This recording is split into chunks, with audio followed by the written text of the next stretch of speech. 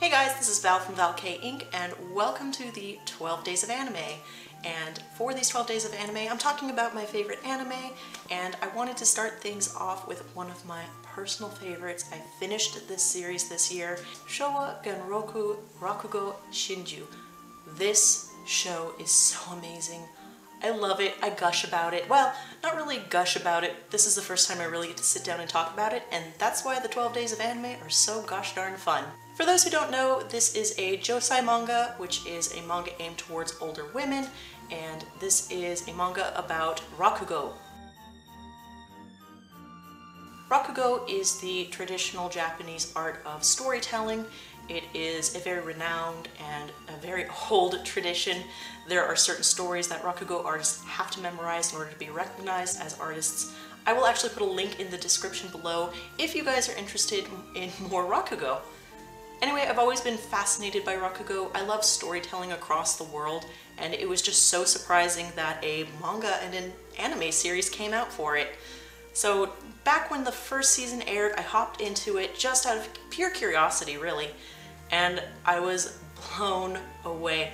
I was not expecting such a poignant and emotional drama series to come out of this. Basically, this is the story about two brothers, two boys that are adopted by a Rakugo master who trains them to become Rakugo themselves, and it is a story spanning their lives together.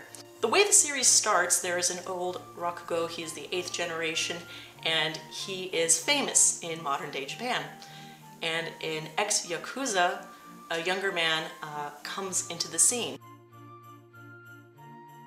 We'll learn that this is Yotaro, and Yotaro loves Rakugo. He is entranced by it, he heard it while he was in prison, and he wants to become an artist himself. So of course he follows this 8th generation master and begs him to become his apprentice. And this master really doesn't want anything to do with apprentices. He is done. He is so tired of being a Rakugo master, and he does not want to share the art anymore. Fast forward a little bit into the episode, he eventually takes this guy in, and we get to set out on this journey. After he takes him in, he meets his family that he has around, and then he has to explain to this guy why he really doesn't want an apprentice, but why he's taking him. And he gives him a certain set of rules. You have to be serious about learning it, you have to be serious about being a professional, and you absolutely cannot die before I do. That's a bit of a weird one, but hey, he's entitled to it. He's famous. Basically, the main point of the first season is he sits down and tells his life story to this young apprentice, and that's where the ball starts rolling. It's a really interesting series because it has a lot of natural light, a lot of natural colors, it has a lot of beautiful painted backgrounds, and it is the story from his boyhood all the way through his life, learning Rakugo and growing up with this brother of his. It is beautiful, it really is stunning. Yakumo is the main 8th generation master who is telling this story. He's known as Bonchan, everyone calls him that throughout the series, that's his nickname. And then he has an adopted brother, Sekiroku, or Shinchan as he's nicknamed, and they grow up together. The thing that's so interesting about this series is this bond that these two characters share. They are two brothers who have to learn Rakugo, they are orphans otherwise, and they both possess something that the other one is missing and needs. Bonchan is very serious and he's very good at studying, but he's not very good at actually performing. He's very shy and he's very reserved. Meanwhile, there's Shinchan, who is just exuding charm, perfect at performing, really loved by everyone. However, he's terrible at book reading, he's terrible at being responsible. And this plays into their life continuously. And it always feels like Bonchan needs Shinchan in his life because he's so reserved and he's so worried about everything. And Shinchan clearly needs Bonchan because he's just not an adult. He's terrible at being responsible. I mean, this guy is so charming as he grows up throughout the anime. I mean, he's just absolutely lovable. He's fun, he's energetic, he knows how to tell a story, he knows how to tell a joke, and he gets everyone to smile, but he has some terrible traits. He's a drinker, he's a gambler, he's a womanizer. I mean, not the best kind of brother to have in the world. The series starts off really slow. It's really hard to get into this one, but as the ball starts rolling, it has the same feeling, not like a soap opera, but more like a Korean drama, where a lot of elements are happening at once. They're meeting a lot of people, they're growing up, and there is this tension that is always being weaved between them.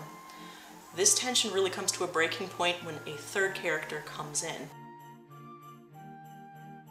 And this is the geisha Miyokichi. She comes in as this woman that the original master tries to get to fall in love with Bonchen.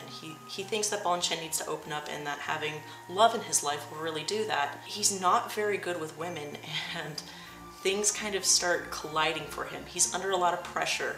He is under a lot of stress to take care of this brother that's not really doing well, and he wants to become the new leader for Rakugo. He actually truly loves it.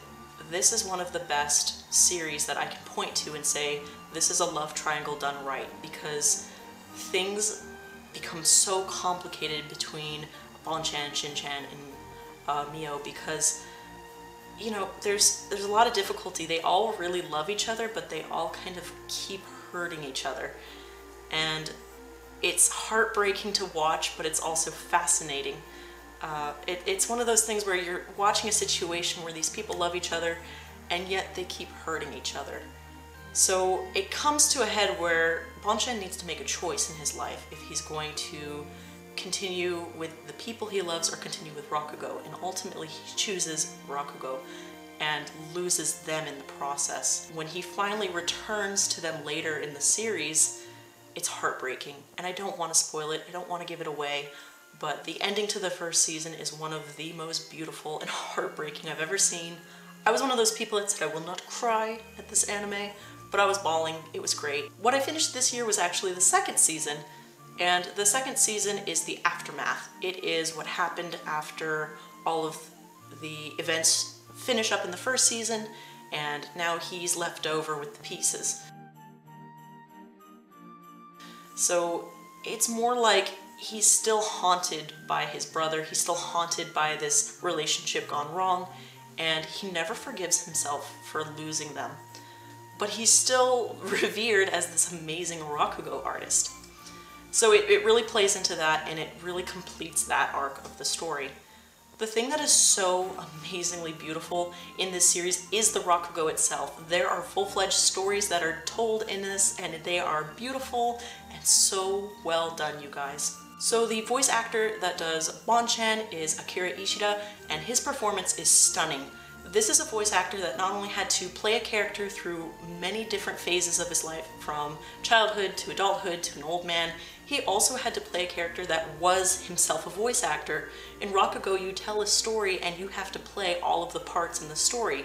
So you have to believe him as the main character, you have to believe him as all of the characters in the stories, you have to pay attention to the fact that a lot of these stories mirror things that are either happening in their lives or are advice that they should be taking in their lives. It gets complicated. Shinchan is voiced by Kouichi Yamadera, I can't remember his name fully. He has exactly the same task before him, and he's exceptional at it. This is one of the best voice acting performances I have ever seen out of Seiyu, and that's what makes this series so absolutely engaging. Again, whenever I do recommend an anime series, I do like to talk about the problems that we have with it. And like I said, this is a very slow start. The first 2 episodes are actually painfully slow, but they're also important because if you don't pay attention to the events in those, it kind of plays into other parts. Again, it's a complicated series. Everything that happens in it happens for a reason, and they're connected. So yeah, it's very important.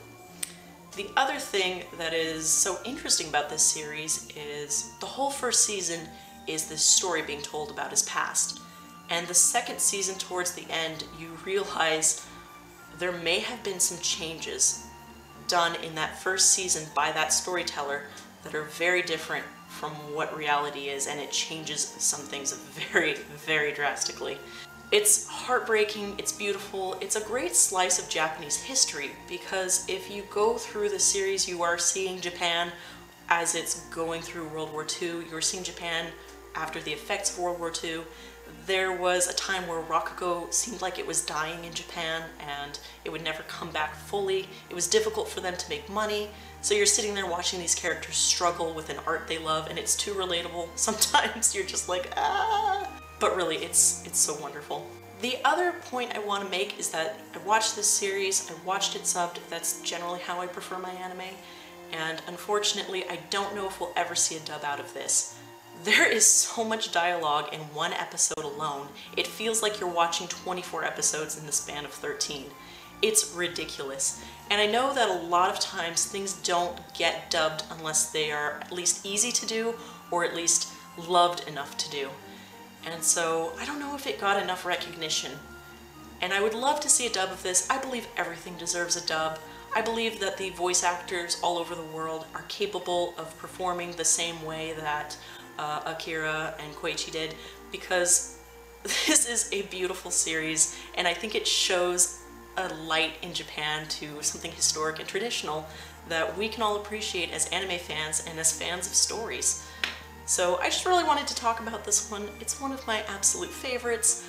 I think anyone who loves anything about traditional Japan or anything drama related would really love this series. So I say give it a look if any of that sounds interesting to you. Let me know down in the comments if you've watched it, and I will see you guys in the next day of 12 Days of Anime. Bye guys!